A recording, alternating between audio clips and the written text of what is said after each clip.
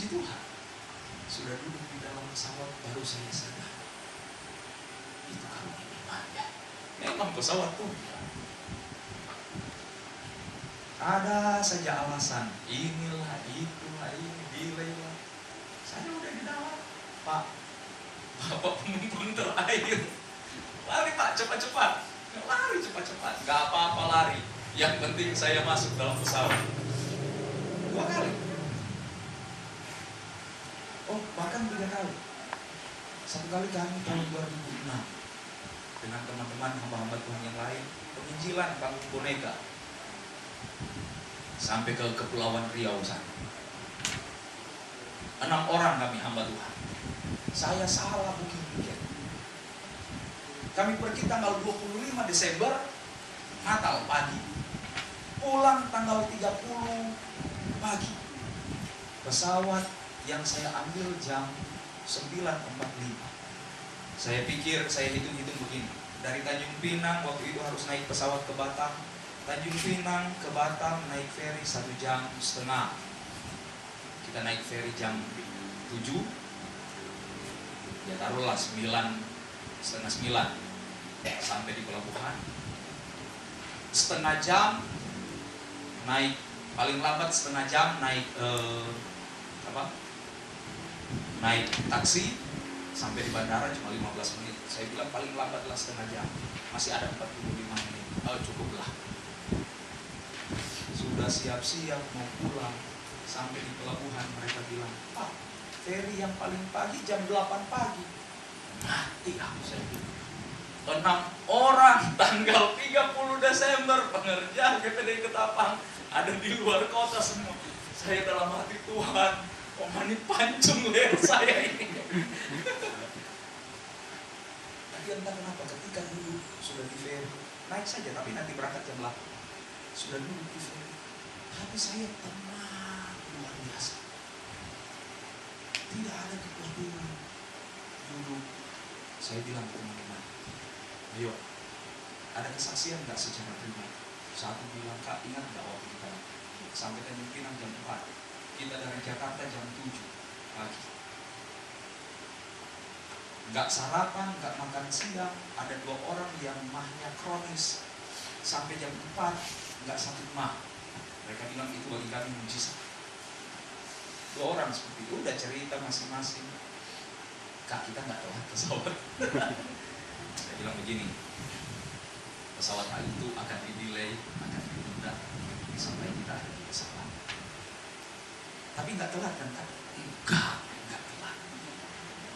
Dan saya tenang saja bilang seperti ini. Pergi, naik.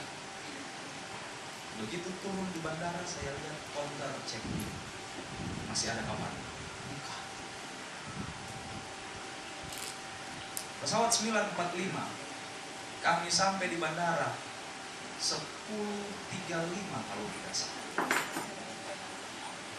Check-in masih buka. Saya bilang teman saya yang badannya paling besar, yang paling tinggi di antara kami, Bodi Garudeng, tolong kamu atur barang-barang, saya check-in dulu. Begitu saya datang check-in, sementara check-in pengumuman pesawat tujuan Jakarta, penerbangan ini yang kami tentukan di-delay 30 menit lagi. Di-delay 30 menit lagi. Saya bilang tidak, selamat kita. Udah urus barang karena bagasi banyak. Namanya panggung boneka kan, bayangkan saja tuh horden-horden panggung-panggungnya. Masuk ruang tunggu, nggak sampai ruang tunggu langsung pesawat. Pesawat berangkat. Selamat. Tanggal 30 Desember siang sampai juga di gereja. Bagi saya itu bukan karunia mujizat, tetapi sesuatu yang terucap dari mulut, yang keluar dari hati. Iman, saya percaya Tuhan. Saya percaya Tuhan. Berani nggak kita begini? Satu kali saya ingat persis, istri sudah bilang, sudah cepat jalan sudah.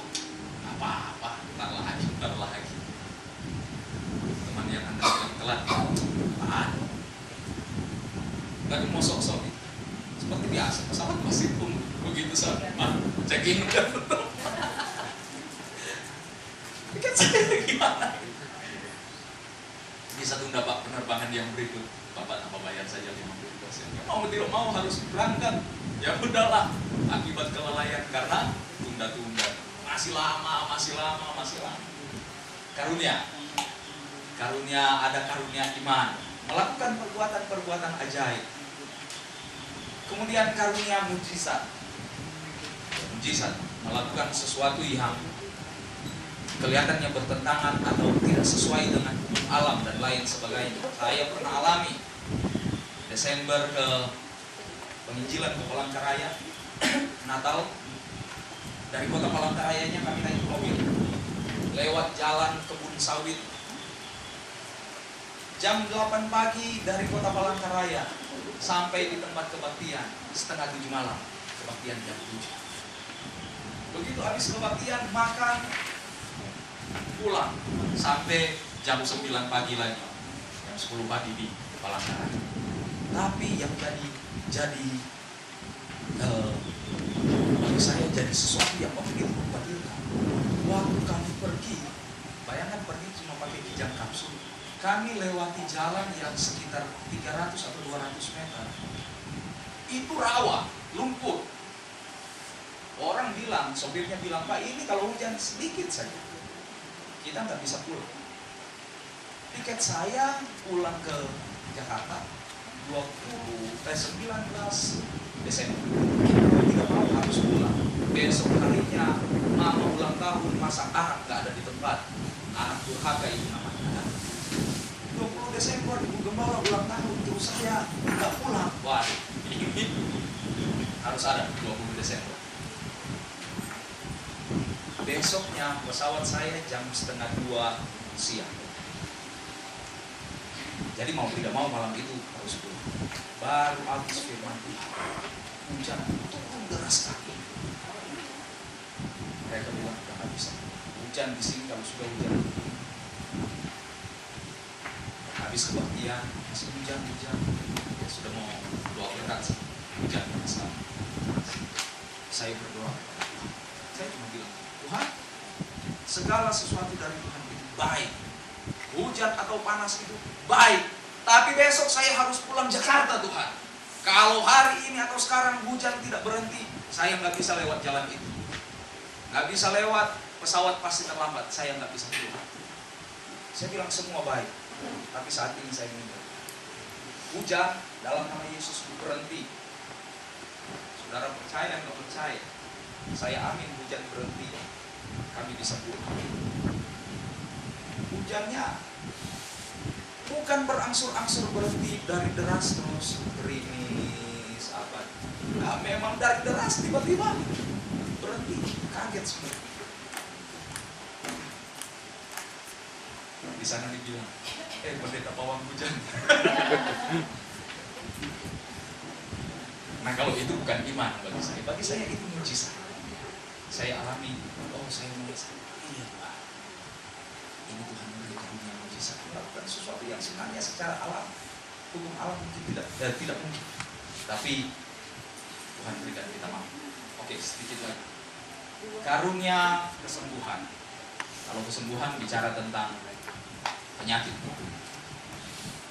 Kalau dalam bahasa lain, ini bukan kesembuhan sebenarnya. Karunia kesembuhan. Kemudian yang ketiga, karunia ungkapan. Diberikan sebagai kuasa untuk berkata-kata atas nama Allah secara supranatural melalui kuasa Roh Kudus. Nah ini, berbicara atas nama Allah. Misalnya, karunia nubuat. Menyampaikan apa yang akan Allah kerjakan, yang orang belum tahu tentang sesuatu yang akan terjadi di masa depan. Itu nubuat. Karunia berkata-kata dengan bahasa roh. berkata-kata dalam bahasa roh sebagai karunia, bukan tanda kepenuhan. Kemudian karunia menafsirkan bahasa roh. Ada penjelasannya masing-masing, nanti saya beri di diktat yang akan dibagikan. Jadi karunia membuat, berkata-kata dengan bahasa roh, dan menafsirkan bahasa roh. Ini perlu ada dalam jemaat. Jangan cuma ada karunia berbicara dalam bahasa rohnya. Minta berdoa kepada Tuhan. Tuhan bisa pakai begini. Si A yang berbicara dalam bahasa roh, karunia berbicara dalam bahasa roh. Si B yang Tuhan pakai untuk menerjemahkan, menafsirkan. Tapi bisa jadi si A yang Tuhan pakai untuk berbicara dalam bahasa roh, tapi kemudian setelah itu Tuhan berikan juga dia karunia untuk menafsirkan apa yang baru disampaikan. Bisa jadi seperti itu. Yang pasti tujuannya selalu untuk kepentingan jemaat. Dan kita kan bisa rasa seperti di gereja kita kan, kita bisa rasa kalau memang itu dari Roh Kudus. Kita bisa rasa. Catatan. Nah,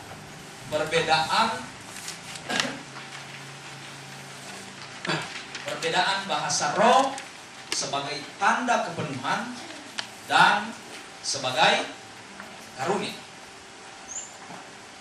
Ini kita perlu tahu, bukan perlu, harus. Pertama, kalau itu bahasa roh sebagai tanda kepenuhan Roh Kudus, diberikan kepada semua orang percaya yang dipenuhkan oleh Roh Kudus. Itu diberikan kepada semua orang percaya yang dipenuhkan dengan Roh Kudus. Entah itu orang dewasa, entah itu anak-anak, ketika dia dipenuhkan dengan Roh Kudus, dia akan berbicara dalam berbagai bahasa atau dalam bahasa-bahasa yang lain seperti yang Tuhan atau yang Roh Kudus berikan. Kisah 2 ayat 4, Kisah 10 ayat 46. Kisah 2 ayat 4, Kisah 10 ayat 46. Kalau bahasa roh sebagai karunia, itu bukan untuk semua orang percaya. Artinya begini, jangan memahami, oh kalau begitu ada orang percaya, bukan. Maksudnya begini, hanya kepada siapa roh berkehendak, dia yang akan roh berikan karunia berbicara dalam bahasa roh. Kalau kepenuhan, ya pokoknya asal penuh pasti berbahasa. Tapi kalau karunia, orang yang sudah penuh Roh Kudus pun belum tentu dapat karunianya berbicara dalam bahasa roh. Cuma siapa yang Roh Kudus kehendaki untuk diberikan. 1 Korintus pasal 12 ayat 20 sampai ayat 30. Kemudian yang kedua, kalau bahasa roh dalam atau sebagai tanda kepenuhan tidak diterjemahkan, tidak apa-apa. Dia bisa dalam bahasa yang dimengerti, bisa dalam bahasa yang tidak dimengerti. Tidak diterjemahkan, tidak masalah. Tidak ada masalah.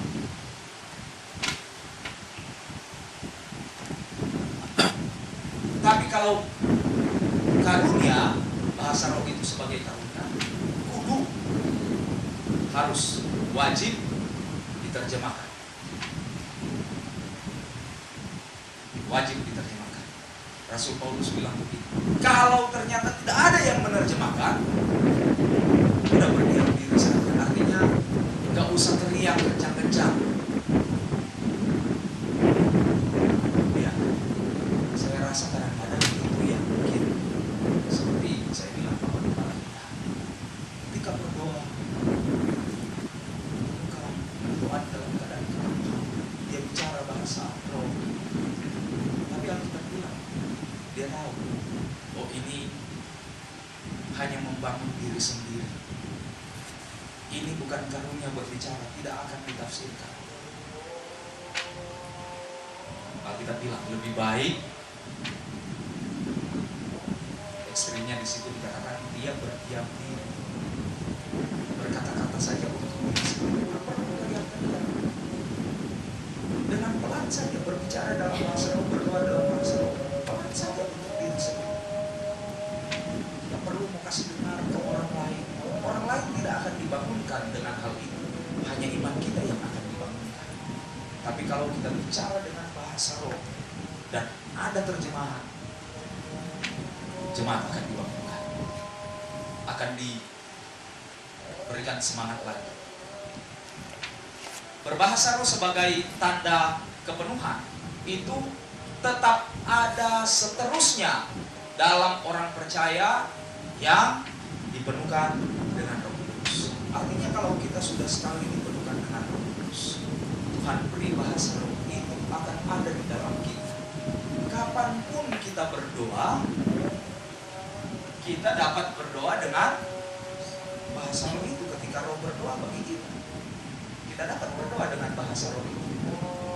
Ada seterusnya di dalam kita. Sejak kita dipenuhkan dengan Roh Kudus, kalau kita memang jatuh betul-betul, kalau ketemu pendeta-pendeta Pantekosta yang senior-senior, mereka sering tanya kita yang muda-muda, bro, masih berdoa dengan bahasa roh? Oh masih, bagus. Bayangkan ditanya, berdoa masih berbahasa roh? Masih, oh bagus. Tanya berdoa masih dengan berbahasa roh? Ya kadang-kadang. Ketemu hamba-hamba Tuhan GPDI yang senior itu kena cita. Jadi itu tetap ada seterusnya dalam diri orang percaya. Aktif ketika kita berdoa, dia akan aktif lagi. Tapi kalau karunia itu hanya diberikan pada saat roh berkehendak. Jadi tidak ada orang yang bisa mengaku begitu. Saya punya karunia berbahasa roh. Kapanpun saya mau berbahasa roh, saya bisa aktifkan karunia itu. Bisa jadi hari ini kita diberi karunia bahasa roh, tapi begitu di persekutuan atau di perhimpunan anak-anak Tuhan yang lain, kita ada di situ dan Allah melihat bukan karunia bahasa roh yang harus bekerja pada saat itu. Ada banyak yang sakit, harus karunia kesembuhan. Karunia kesembuhan yang Allah akan beri bagi kita. Jadi ketika roh berkehendak, apa parameternya? Apa yang dibutuhkan oleh jemaat? Itu yang akan Roh Kudus berikan. Jadi diberikan pada saat roh berkehendak. Tidak tiap saat kita berdoa kemudian akan ada muncul karunia berbahasa roh. Enggak selalu. Tapi kalau bahasa roh sebagai tanda kepenuhan, bisa tiap kali kita berdoa. Ingat pengalaman waktu pertama kali dipenuhkan dengan Roh Kudus, mau doa makan saja teman baru bilang, Tuhan Yesus terima kasih. Atau disuruh ayo doa makan, baru berdoa, terima kasih Tuhan. Waduh, ini mulut lagi. Baru ngerti, oh iya. Sama seperti orang kalau baru punya mobil baru, rasanya ingin naik mobil itu terus kan. Baru pertama kali dipenuhkan dengan Roh Kudus, oh rasanya mau doa makan pun, cuma berkati makanan minuman ini harus pakai bahasa roh rasanya.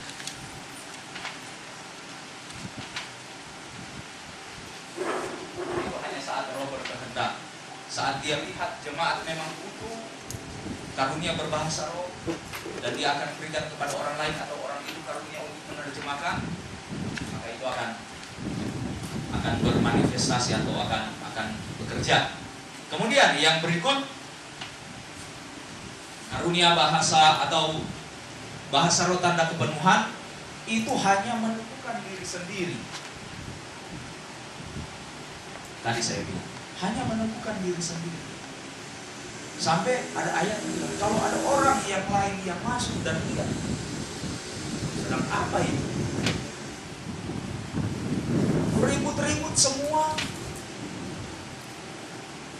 dan bilang itu karunia. Kalau ribut-ribut semua itu tanda kepenuhan, gak masalah. Ribut-ribut karunia gak ada yang menerjemahkan, tapi bukan tanda kepenuhan.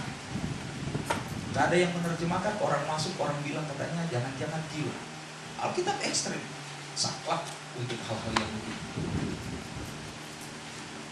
Meneguhkan diri sendiri. Kalau sebagai karunia, dia meneguhkan seluruh anggota jemaat. Jadi kalau kita berdoa dalam bahasa roh, bukan berarti kita batasi roh bekerja, bukan. Kita berdoa dalam bahasa roh, sudah berdoa atau sudah bicara, kita rasanya tidak diberi karunia juga untuk menerjemahkan, dan tidak ada orang lain di sekeliling kita yang juga nyambut itu dengan karunia menerjemahkan, ya sudah. Lebih baik Alkitab bilang berkata-kata kepada diri sendiri, berdoa kepada diri, berdoa untuk diri sendiri kepada Tuhan. Berarti itu bukan karunia, berarti itu adalah kepenuhan. Simpel kan? Gak perlu rumit kita memikir, menjelimet. Kalau kita tahu aturan ini, kita bisa tahu ini. Biarpun dia bilang itu karunia buat, itu karunia berbahasa roh, kita bisa tahu. Sudah 1 jam kok dia bukan kepenuhan, ngaku-ngaku karunia, kenapa kita membiarkan? Sudah 1 jam tidak ada karunia untuk menerjemahkan dan lain sebagainya. Malah orang lain yang sedang berdoa jadi terganggu karena teriak-teriak. Aja berhenti. Apakah kita berdosa? Itu bukan tindakan memadamkan atau menghujat Roh Kudus. Berikut. Nah, karena itu hanya meneguhkan iman diri sendiri, Alkitab bilang lebih baik dipakai berdoa seorang diri.